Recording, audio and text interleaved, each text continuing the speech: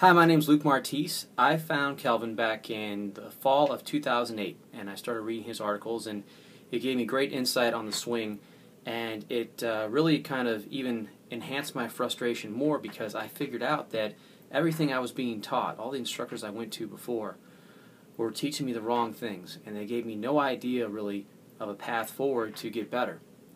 They would always ask about, well, how does that feel? Well, that feels good. Well, as I now know, that feel can be as good as you want it to be. If it's not on camera and it's not effective in the movement, then it doesn't matter how it feels. It's not going to be effective.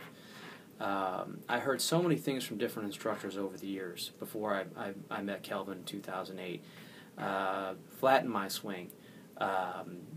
Stand closed to hit a draw. All these things that Kelvin would say are Band-Aid to another problem, and it never fixed anything. And again, the average handicap is 20, 23, and I never got any better because of it, because of the continuous just bad instruction. And as a lot of people do, they read Golf Magazine, they read any literature out there on golf because they want to get better, and they just get led down a path that just doesn't get them any better. And once I met Kelvin and started reading his articles, and in 2008 it was really neat because he started coming out with more articles, more research, kind of more breakthroughs that he found. I was able to be a part of that and really start to understand what I should be doing in my swing.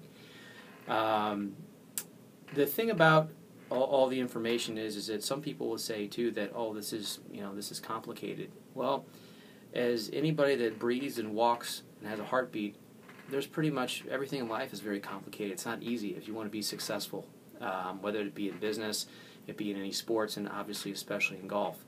The reason, though, why a lot of us aren't successful, though, is we don't have the right information. We don't know really the right path. When we do something wrong, we don't know why. This with Kelvin, all his research and all the breakdown of the anatomical movements are difficult, but you will find an answer. And you can work towards finding a solution, which is really what we need. If you have an answer, if you have a path, you can start trying to execute that. And it's a lot more fun to make progress than it is to not make progress. And I've been there for quite a long. I was there for quite a long time before I discovered Kelvin.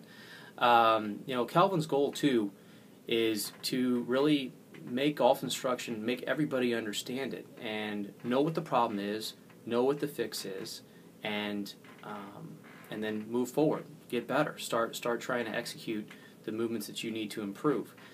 Where everybody, whether it be your local pro down the road, or even the big names like Sean Foley and David Ledbetter, the IMG type people that have a method, it's stack and tilt, or they believe that anatomically, this is how the swing should work. Well, what Kelvin did is what many geniuses do.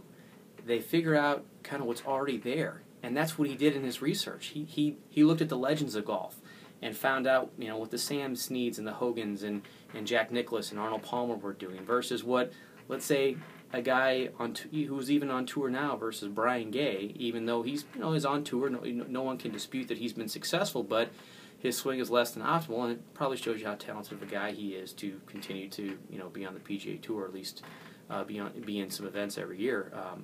But it's something that he found, and it took a lot of research, a lot of time, but he found movements and things that were good, and guys that were winning majors and winning many PGA Tour events, like Tiger Woods, like Jack Nicklaus, like Bubba Watson now, or Rory McIlroy, and saw what they did well.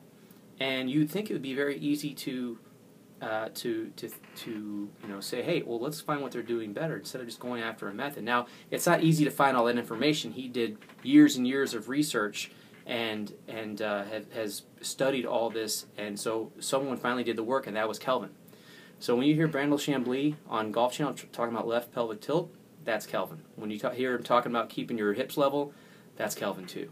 Everybody's catching on now to what he's discovered, and it's really groundbreaking, even though it was something that was already there. But again, that's what geniuses do. They find things that are already there, and they discover that, and then they can show it to the world. So with me, I've gotten better. I've enjoyed the game more. I really am truly a student of the game because I know what I should be learning and what is effective and what's not. It's still a process, though. Again, things take time, but if you have a roadmap, it's a lot more enjoyable to follow that roadmap and make that progress than to really just get lost all the time when someone gives you a map and there's really not clear directions on it. So check Kelvin's website out, check out his YouTube channel, and start really learning about how you should be swinging the club.